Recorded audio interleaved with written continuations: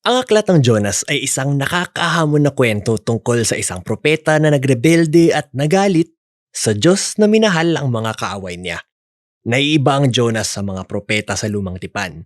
Madalas ang mga ito ay koleksyon ng mga salita ng Diyos na sinabi sa tulong ng propeta.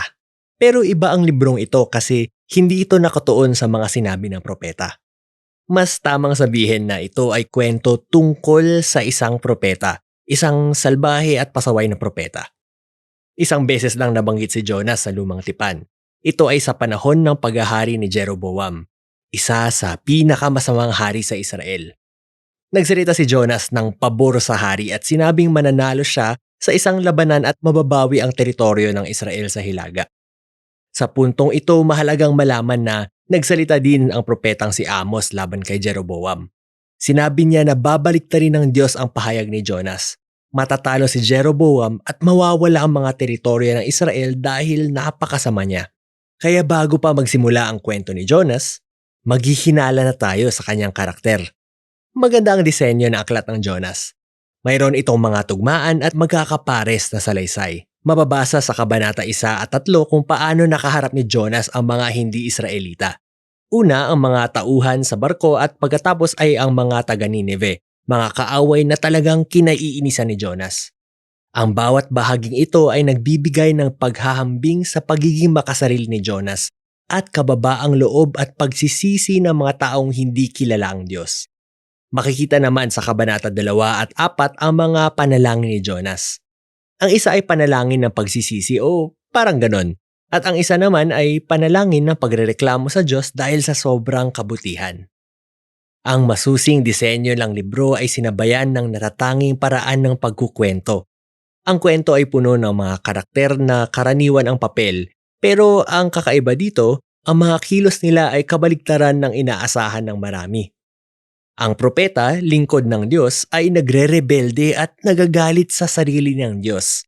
Ang mga nasa barko, tinuturing na masasama, ay mayroon palang malambot at mapagpakumbabang puso.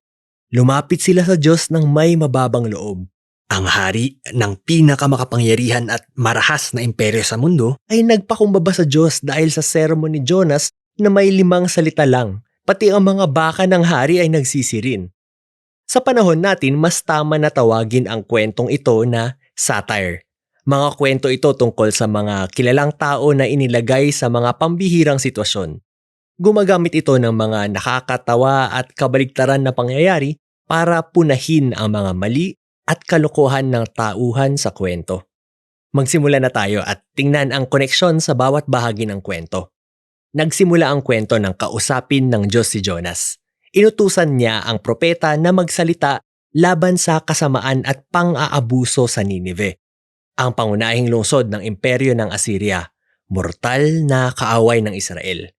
Pero imbis na pumunta sa silangan sa Nineve, pumunta si Jonas sa kasalungat na direksyon. Nakakita siya ng barkong papunta sa pinakamalayong lugar sa kanluran, sa Tarshish. Ang malaking tanong dito ay, bakit? Bakit tumakas si Jonas? Natatakot ba siya? Ayaw ba niya sa mga taga Nineve? Hindi pa agad sinabi. Nagtangkang tumakas ang lingkod ng Diyos. Sumakay siya sa barko kasama ng mga taong hindi kilala ang Diyos. Pumunta siya sa pinakailalim ng barko at saka siya natulog. Nagpadala ng malakas na bagyo ang Diyos para gisingin ang propeta niya. Sa kabilang banda, gising na gising ang mga tao sa barko dahil sa mga nangyayari. Nararamdaman nila na may dakilang kapangyarihan na kumikilos. Nagbunutan sila at nalaman na si Jonas ang salarin. Hiniling nila na magpaliwanag si Jonas. Kinuwento ni Jonas ang lahat na may kinalaman sa kanyang relihiyon. Sinabi niya na isa siyang Hebreo at sumasamba sa Panginoong Diyos na lumikha ng dagat at ng lupa. Parang nagbibiro lang, di ba?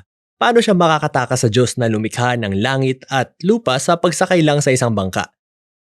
Nang tanungin si Jonas ng mga tauhan sa barko kung anong gagawin nila, sumagot siya, "Patayin niyo ako, itapon niyo ako sa dagat." Parang nakakahanga sa una pero ang totoo, ito yata ang pinakamakasarili niyang desisyon. Ibig kong sabihin, ito ang mas mahusay na paraan para lumayo sa Nineve. Pinipilit niyang ilagay sa kamay ng mga tauhan sa barko ang kamatayan niya kahit wala naman silang kasalanan. Ayaw nilang gawin, syempre. Humihingi sila ng tawad sa Diyos habang hinahagis nila si Jonas. Tumigil ang bagyo kaya natakot sila sa Diyos ng Israel, hindi gaya ni Jonas. Talagang sinamba nila ang Diyos. Pero hindi hinayaan ng Diyos na matuloy ang plano ni Jonas na layuan ang Ninive. Habang palubog na si Jonas, nagpadala ang Diyos ng kakaibang libingan sa tubig para sa kanya, sa loob ng tiyan ng malaking isda. Malamang sa normal na sitwasyon, siguradong patay na si Jonas, pero sa kwentong ito, baligtad ang lahat ng bagay. Kaya ang kamatayan sa ilalim ng tubig ay naging daan para mabuhay ulit si Jonas. Habang nakasiksik si Jonas sa tiyan ng dambuhala, nanalangin siya. Hindi niya diretsong sinabing nagsisisi siya, pero nagpasalamat siya sa Diyos kasi hindi siya pinabayaan. At nangako pa siya na susunod sa Diyos kahit anong mangyari. At nakakatawa ang naging sagot ng Diyos. Iniluwa ng balyena si Jonas sa lupa. Tapos inutusan ulit ng Diyos si Jonas na lumakad at mangaral sa Ninive. At sumunod si Jonas. Sinabi sa kwento na napakalaking lungsod ng Ninive. Aabutin ng ilang araw para maikot ito. Kaya makalipas ng isang araw, nakarating din si Jonas at ito ang mensahe niya. 40 araw pa at babaliktarin na ang Ninive. 5 salita lang ito sa Hebrew. Napakaikli ng sermon niya at talagang kakaiba.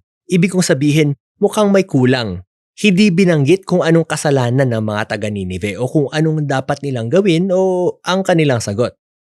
Hindi binanggit kung sino ang magbabagsak sa kanila at ang talagang kapansin-pansin, hindi binanggit ang Diyos. Anong nangyayari dito? Sinadya ba ni Jonas na kaunting impormasyon lang ang ibigay sa mga taga Ninive? Parang siya mismo ang sumisira sa mensahe niya o gusto niya talagang mawasak ang Ninive. Talagang ayaw ni Jonas ang ginagawa niya dito. Kahit ano pa ang motibo, hindi uubra ang plano niya.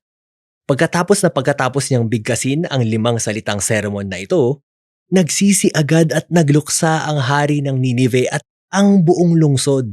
Kasama pati ang lahat ng mga baka doon. Kaya sa ikalawang pagkakataon, ipinakita ng mga taong tinuturing na masasama na mas nakikinig sila sa Diyos kaysa sa mismong propeta. Kaya pinatawad ng Diyos ang mga taga Ninive at hindi natuloy ang pagkawasak ng lungsod. Heto ngayon ang napakagandang bahagi ng kwento. Ang huling salita sa maikling sermon ni Jonas ay babaliktarin. Ang literal na ibig sabihin ay babaliktarin.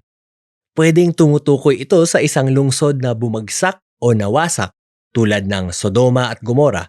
Pero pwede rin itong gamitin bilang pagbabago tulad ng binaliktad at naging kabaliktaran nito. Kaya nakakatawa, talagang nagkatotoo ang mga salita ni Jonas. Pero hindi sa paraan na gusto niya. Binaliktad nga ang Ninive dahil nagsisi ang mga kaaway ni Jonas at naranasan nila ang habag ng Diyos. Pinagsama-sama sa huling kabanata ang lahat ng bahagi ng kwento. Galit na galit si Jonas at nanalangin siya ulit. Sinabi niya muna sa Diyos kung bakit siya tumakas sa unang kabanata. Hindi dahil takot siya. Ang totoo, alam niyang mahabagin ang Diyos. Ang galing nito, tinutukoy mismo ni Jonas ang paglalarawan ng Diyos sa kanyang sarili mula sa aklat ng Exodo. Pero ibinalik niya ito sa Diyos na parang insulto. Sinabi niyang alam niya na mahabagin ang Diyos at hahanap siya ng paraan para patawarin ang masasamang tao sa Ninive. Mahahalata mo sa pagsasalita niya na talagang naiinis si Jonas. Tinapos ni Jonas ang pag-uusap at hiniling niya na patayin na lang siya ng Diyos sa puntong yon. Mas gugustuhin pa niyang mamatay kaysa mabuhay na kasama ng Diyos na nagpapatawad sa kanyang mga kaaway. Mapalad si Jonas kasi hindi nakinig sa kanyang Diyos. Tinanong lang siya kung tama ba na magalit si Jonas. Hindi sumagot si Jonas, lumabas siya ng lungsod at naupo sa taas ng isang burol. Hinihintay niya kung ano ang mangyayari. Pwede kasing magbago ang isip ng mga taga Ninive sa kanilang pagsisisi at masunog din sila pagkatapos ng lahat. Kakaiba ang sumunod na pangyayari. Nagbigay ang Diyos ng halaman para masilungan ni Jonas mula sa init ng araw at talagang natuwa siya dito. Pero pagkatapos ay nagpadala ang Diyos ng maliit na uod para kainin ng halaman, kaya nawalan si Jonas ng lilim. At doon sa ilalim ng init ng araw, muling sinabi ni Jonas na patayin na lang siya ng Diyos. Kaya tinanong ulit ng Diyos si Jonas kung tama ba na magalit siya at sumagot si Jonas, "Oo, talagang gusto ko nang mamatay." At yun ang mga huling salita ni Jonas sa kwento. Natapos ang libro sa huling salita ng Diyos. Pinaliwanag niya na ang layunin ng halaman ay para kunin ang atensyon ni Jonas. Natuwa at gumaan ang loob ni Jonas dahil sa halaman. Sa loob lang yon ng isang araw.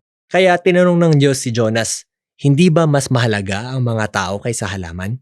Hindi ba maganda kung natuwa at nagmalasakit din ang Diyos para sa lungsod ng Ninive na puno ng libo-libong tao na naligaw ng landas at kasama din ang kanilang mga baka?